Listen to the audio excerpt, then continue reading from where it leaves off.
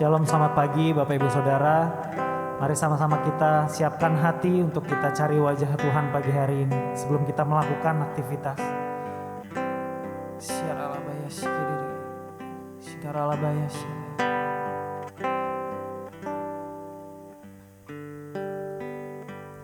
Kau Bapa yang mengasihiku,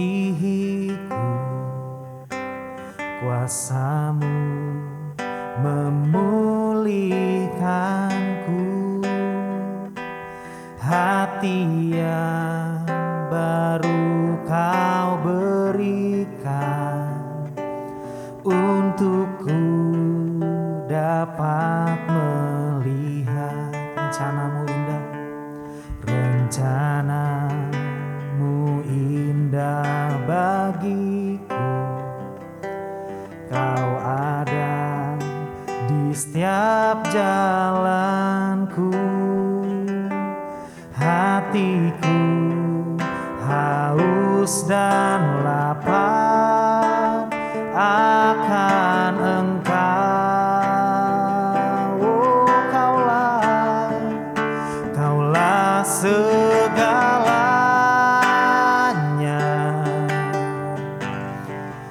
di dalam hidupku.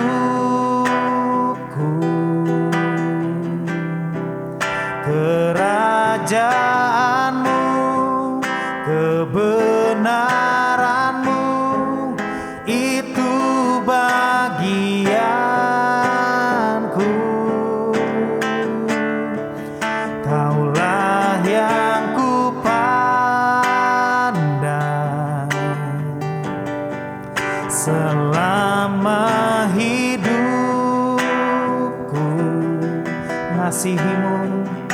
Mengasihi-Mu, memuliakan-Mu, Bapa dan Rajaku. Sama-sama kata, Kau Bapa yang mengasihiku, kuasa-Mu memulihkanku, hati yang baru Tuhan, hati yang baru Kau berikan untukku dapat melihat rencana-Mu indah, rencana-Mu indah bagiku. Kau ada di setiap jalanku,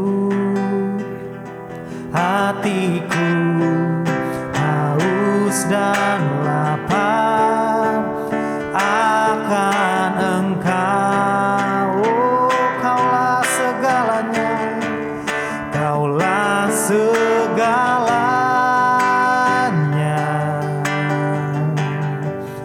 di dalam hidupku. Ya Tuhan, kerajaan-Mu, kebenaran-Mu, itu bagianku. Kami mau pandang wajah-Mu ya Tuhan.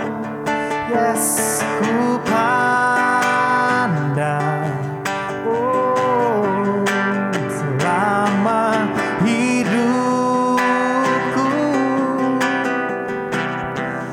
mengasihi-Mu, memuliakan-Mu, Bapa dan Rajaku. Kaulah segalanya, Kaulah segalanya dalam hidup kami ya Tuhan.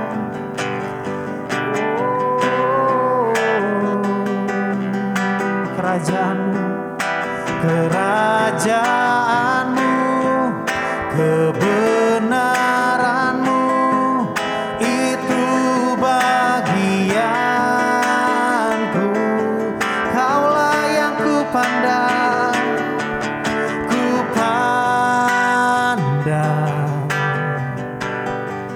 selama hidup.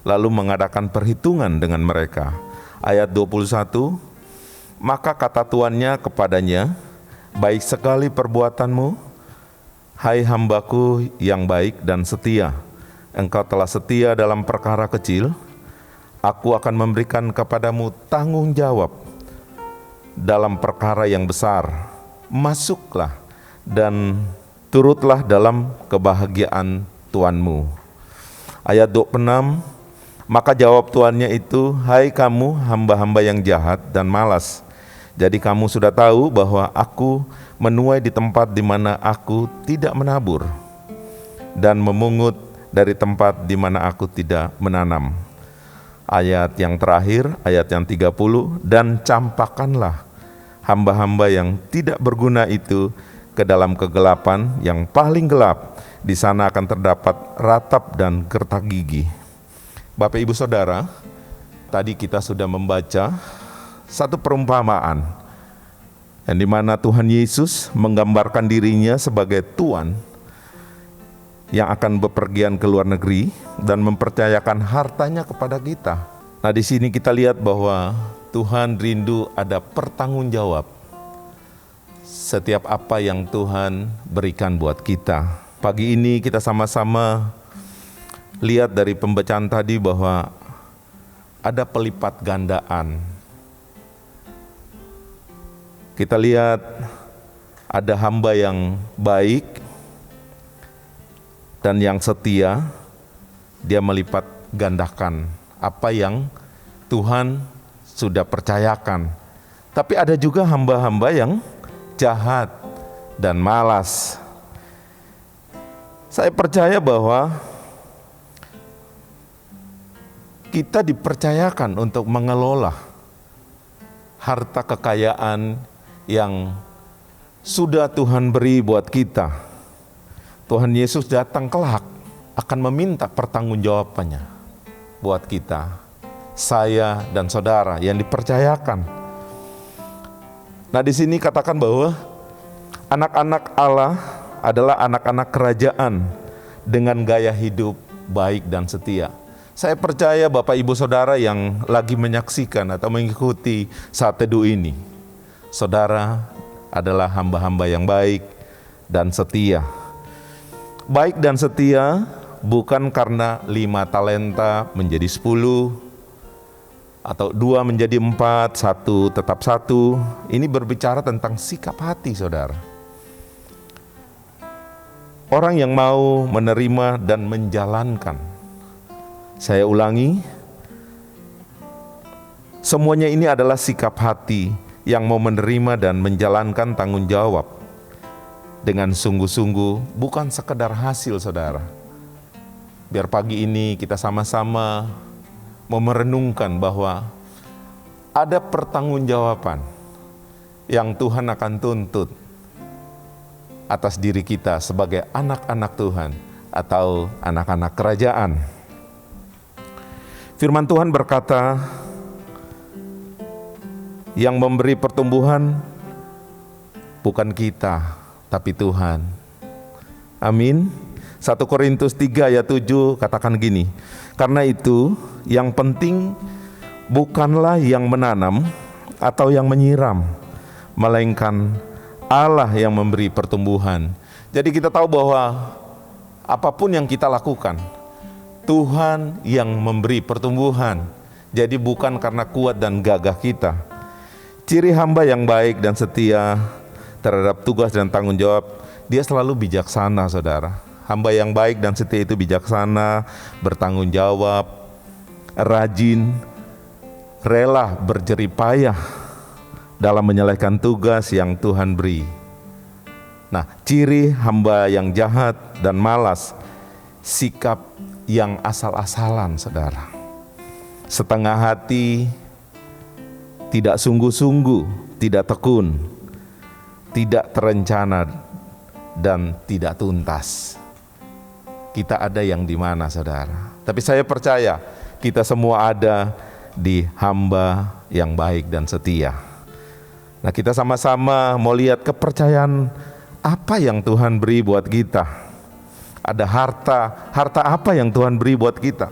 Yang pertama saudara, harta yang paling luar biasa adalah keselamatan.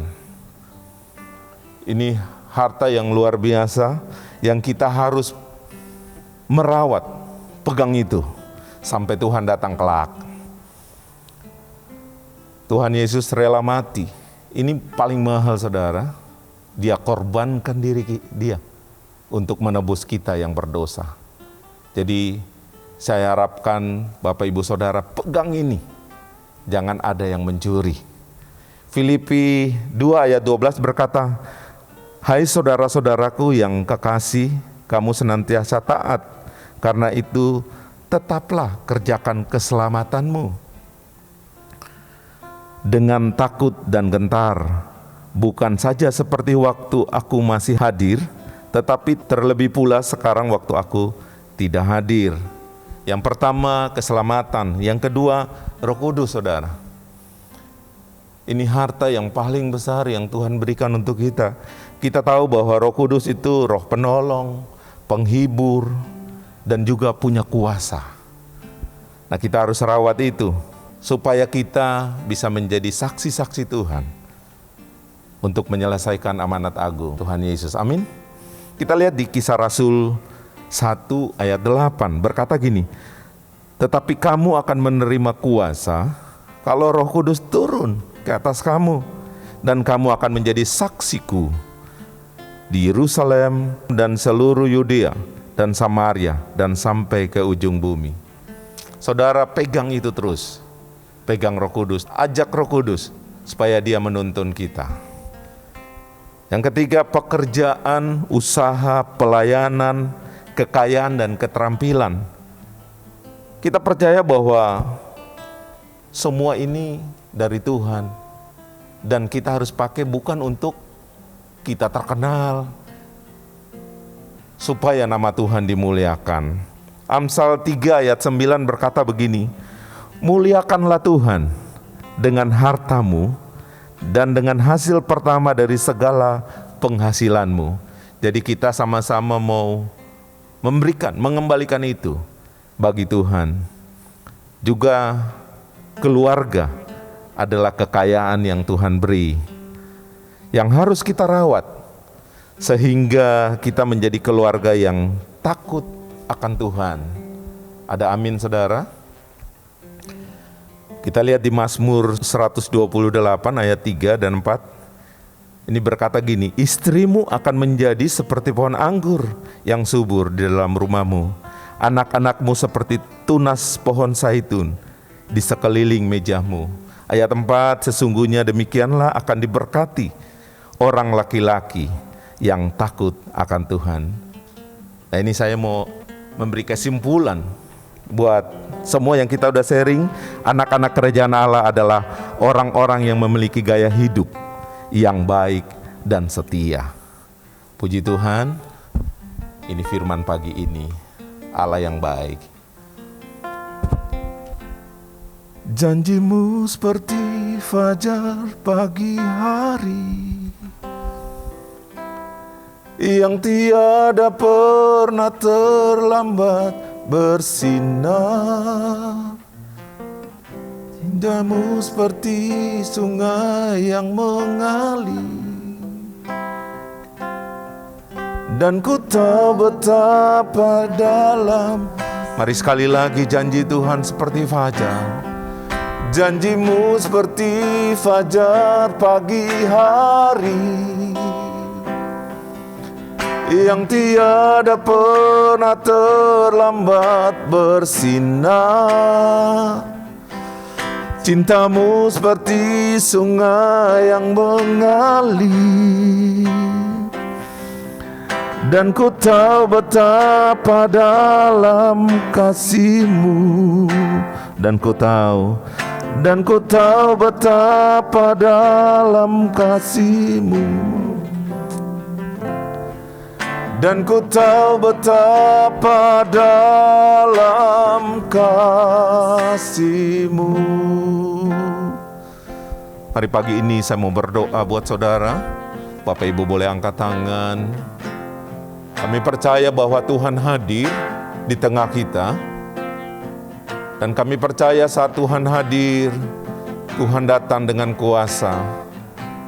Hamba berdoa pagi ini, kalau ada Bapak Ibu Saudara yang mengalami kelemahan, sakit penyakit, Tuhan, kami percaya kesembuhan terjadi, mujizat masih ada. Terima kasih Tuhan, biar kami menjadi anak-anak kerajaan Allah yang setia dan yang baik. Tuhan, pagi ini hamba berdoa ya Tuhan, buat bangsa dan negara. Tuhan, kami percaya Tuhan, Engkau sudah memulihkan bangsa kami. Engkau sudah bebaskan bangsa kami dari COVID. Kami percaya pemerintahan, ekonomi Indonesia akan berjalan dengan baik. Terima kasih Tuhan, Engkau berkati kami semua. Di dalam nama Tuhan Yesus. Haleluya. Janjimu seperti fajar pagi Hari yang tiada pernah terlambat bersinar. Cintamu seperti sungai yang mengalir, dan ku tahu betapa dalam kasih-Mu. Janjimu seperti fajar pagi hari yang tiada pernah terlambat bersinar. Cintamu seperti sungai yang mengalir, dan ku tahu betapa dalam kasih-Mu. Dan ku tahu betapa dalam kasih-Mu. Dan ku tahu betapa dalam kasih-Mu.